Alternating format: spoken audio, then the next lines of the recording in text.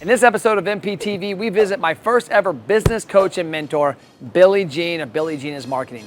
In 2016, a simple Facebook ad that I saw for a webinar completely changed the trajectory of my life, my family, and our company. We were a one-employee company with about 30 clients in the Cincinnati area.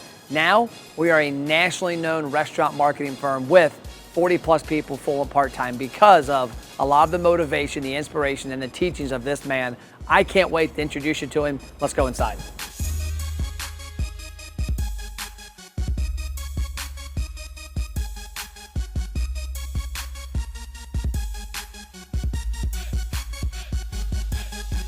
What's up? We're back with another episode of MPTV. This time it's a very, very, very special edition because without this man, I wouldn't have gotten the vision to get where I am today, the focus, honestly, the motivation and the vision of that I could actually do it. Billie Jean. First of all, I appreciate that, but rock stars win. Simple as that. I'm a big believer in winners win. You know, we meet or we don't meet, you're still going to win. Maybe it looks a little different, but nonetheless, you win. It's here. And you had it second match. I told you, I was like, you're a fucking winner. Well, I agree, but I also think that I actually know you've got to have somebody that can teach you how to get there. True. Because when I met you, I remember coming to my first meetup here, 2016. I actually saw your ad on Facebook. I had a successful business, but I had always dreamed of having the Lamborghinis and the Ferraris, and I had given up on it because I didn't see the path forward. And then when I came out here to California, that's powerful. You should say that again. The Lambo? That you gave up on. Yeah, I had given up on it. I had accepted mediocrity, I guess. I'm reading one of Grant Cardone's books right now, and it talks about that you're destined for things, and if you don't, it's your duty to make sure that you're going to do it. 100%.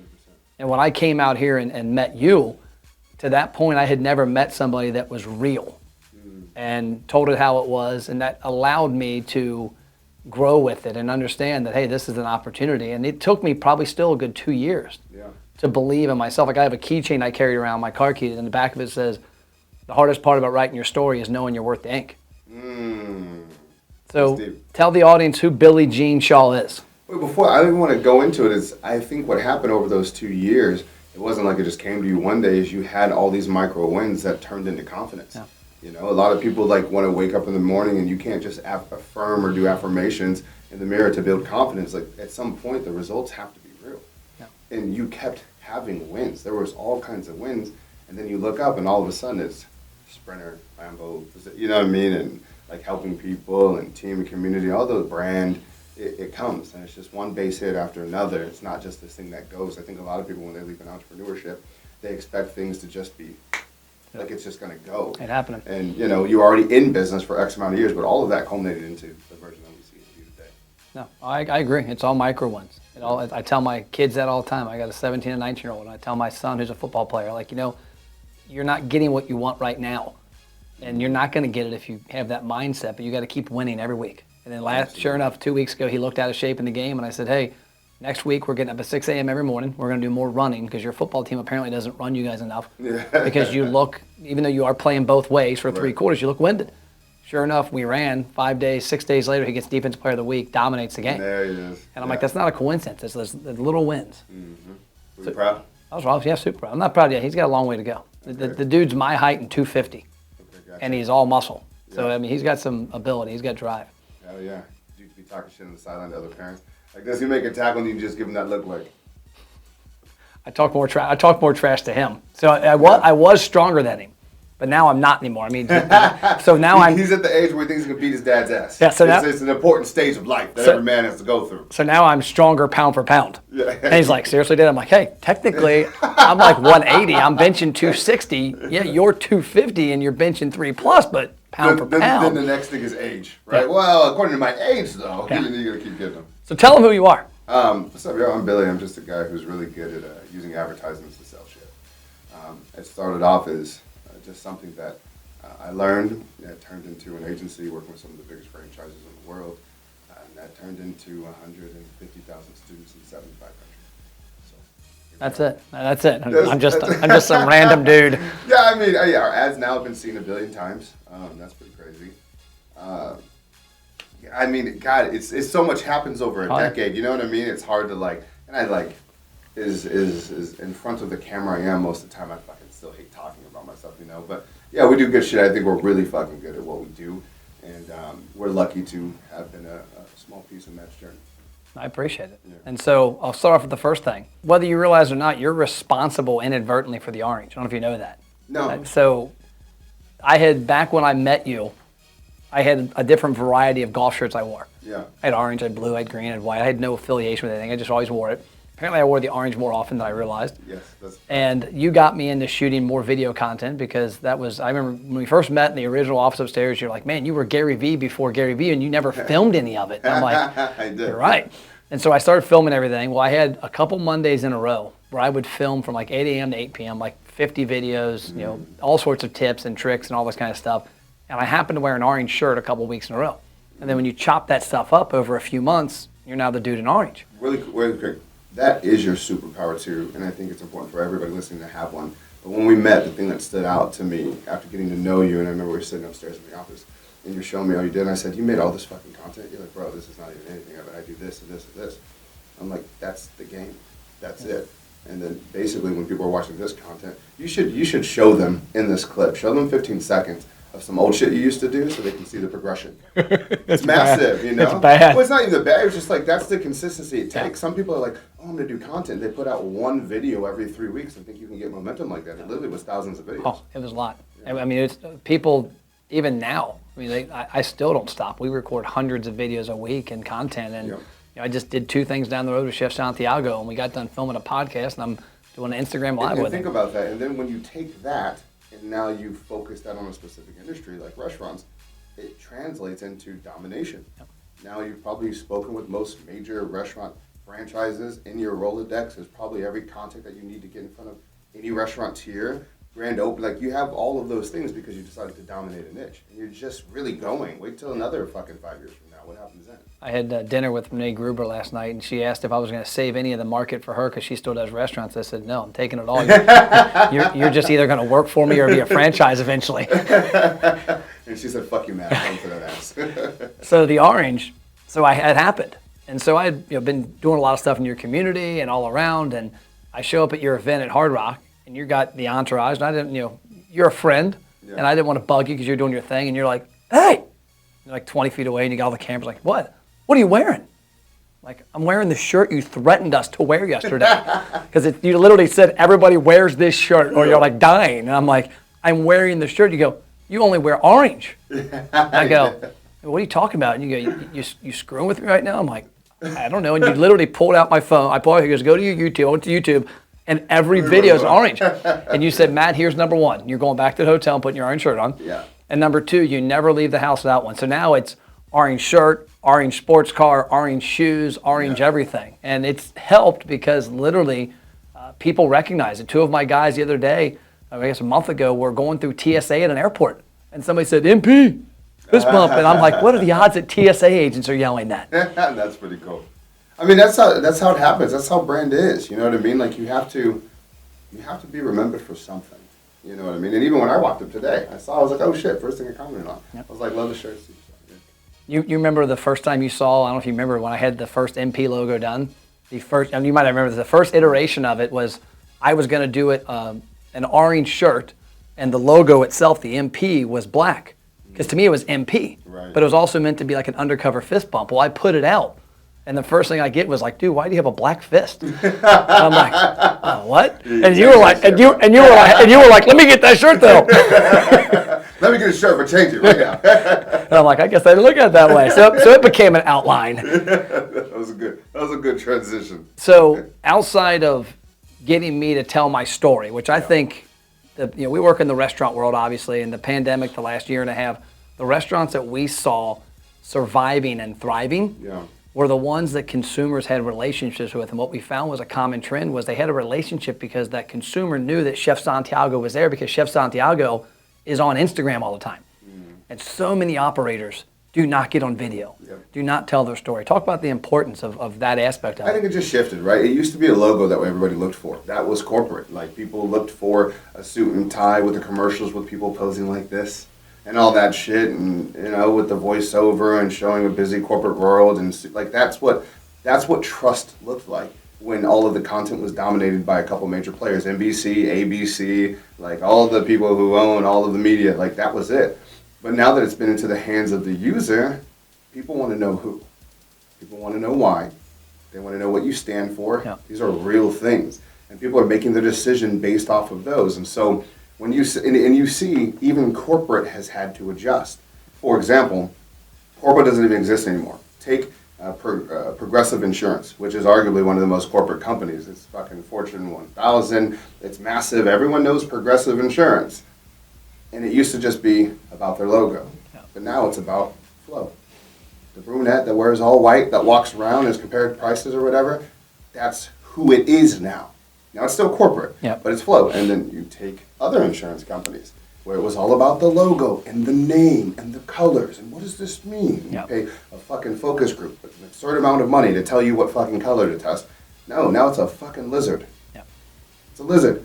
And it's about falling in love with the character. You have to have something to fall in love with. And people got sick of getting hard over a logo. They want to see a face or person, even as personification in the sense of bringing, like geckos to life and other things like that. It's massive. It's everything. It's the only way to win. Yeah. And I tell you what, from a local standpoint. Elon Musk, Yeah. right? Like, yeah, it's Tesla, but people go Elon. Yeah. Like people want people.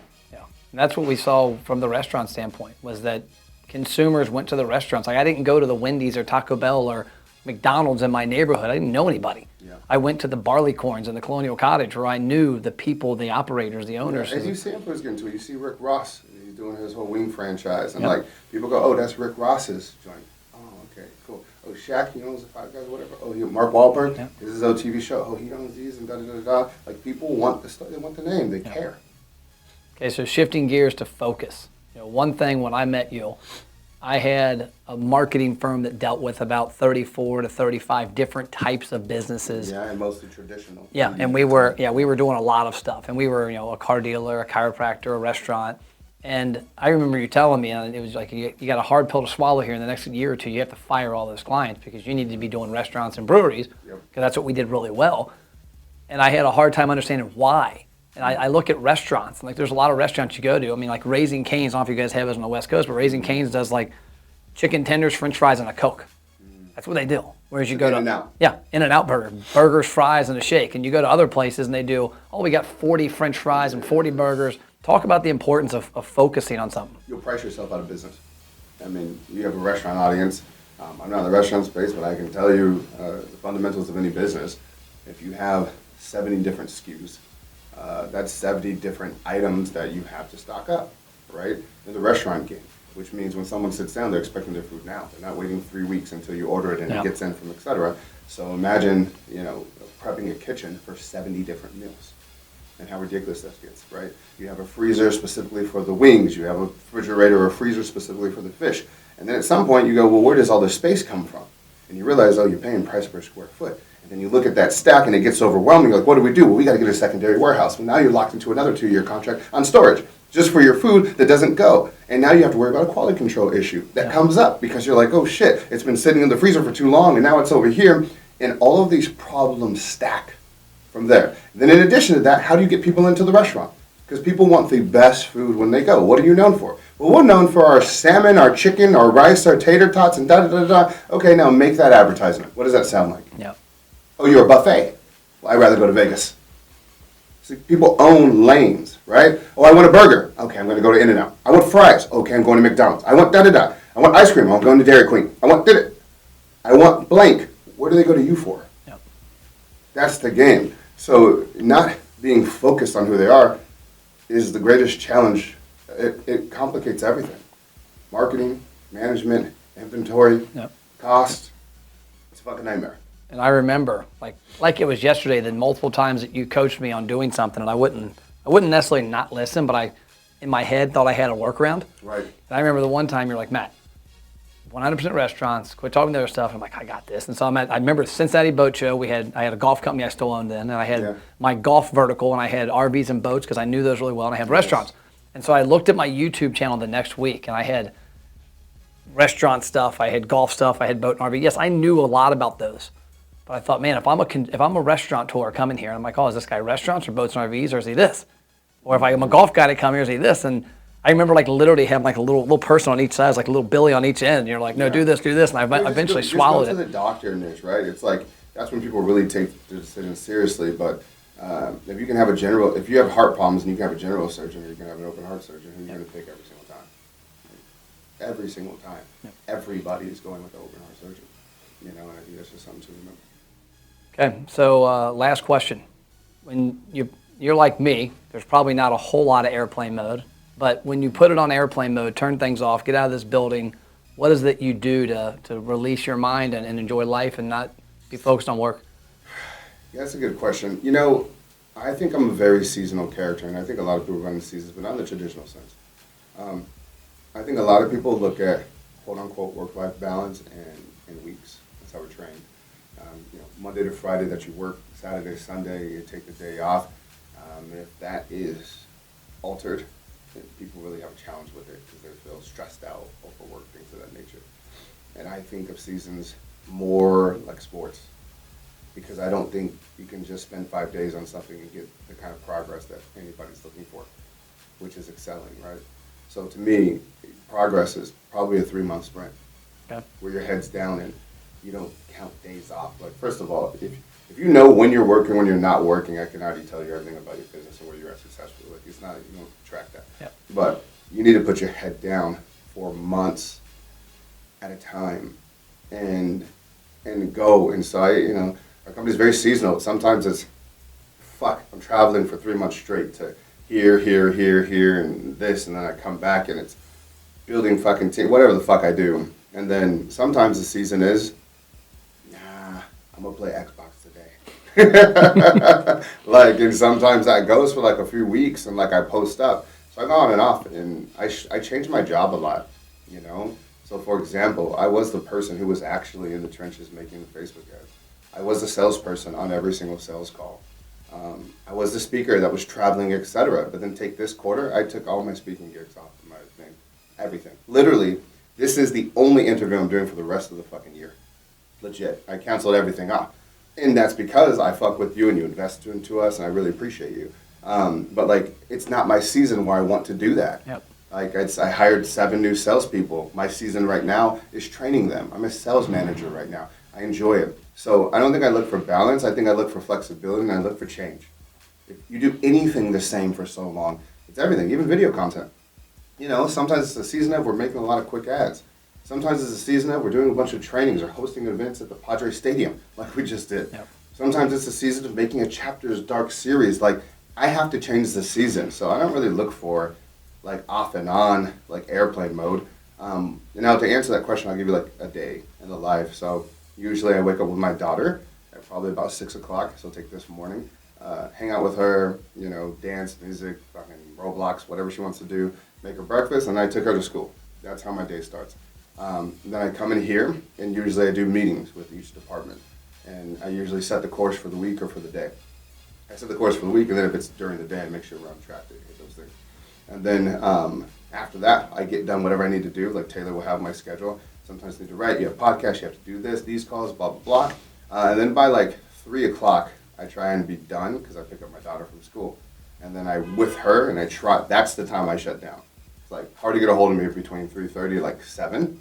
Like, I'll do like one quick call or maybe yes or no text, but besides that, I'm with her. But then after 7, I'm alive again from like 7 to 9. And then 9 o'clock, don't fuck with me. I am absolutely playing Xbox. I'll give you a funny Xbox story about you. So I did a webinar like 3 years ago. It did like 30 or 40 grand in like one night. You helped me build it. You gave me the motivation. Great job. And I remember the next morning, I guess Chris Patterson must have tipped you off on how it went or something. I think is who it was. Like 8 a.m. East Coast time, I get a call, which is, I'm looking at my phone. I'm laying, I was up all night. I'm like, I'm chilling this morning. Yeah. I'm laying in bed with my wife. I'm like, it's 8 a.m. I'm like, Billy's calling me. I'm like, I gotta get out because she's sleeping. So I answer the call, and you're like, man, what's up, player? You killed the webinar I heard. And I'm like, what time is it? You're like, I don't know. I've been playing Xbox all night. And it was like 5 a.m. your time. It's a real thing. Like, sometimes I just go in the zone, you know? So, like, and then sometimes, like, that gets completely done, right? We're in a video shoot, and then we'll spend literally the entire day until midnight filming. Yep. So, you know, it's just, I think the best thing that I can give a tip for anybody is eliminate time. And just make sure that you're getting into your day all the things that are important to you. Amen. And family's important. I love It's very important, yeah. Like my daughter is, non-negotiable. And then also my girlfriend, that's you gotta get time with your girl or you're in trouble. So. Yeah. Well, I've learned that. I had some years early on where I ignored some things, but now it's my wife 22 years and my kids are 17 and 19, and how does it feel to have them both almost out the house? It's interesting. I actually honestly am a little scared for my wife because my wife is super mom. Right. And she is there she's like everything. Hey, way to deflect though. How are you dealing with it? I'm good. I mean, I like, because we all do stuff together. Me and my son lift weights together. We run together. That'll not go away. Yeah. I've actually jokingly told him I hope he's. Look, did you hear this shit? That will not go away. Says who? Yeah. Cole may be like, fuck you, Dad.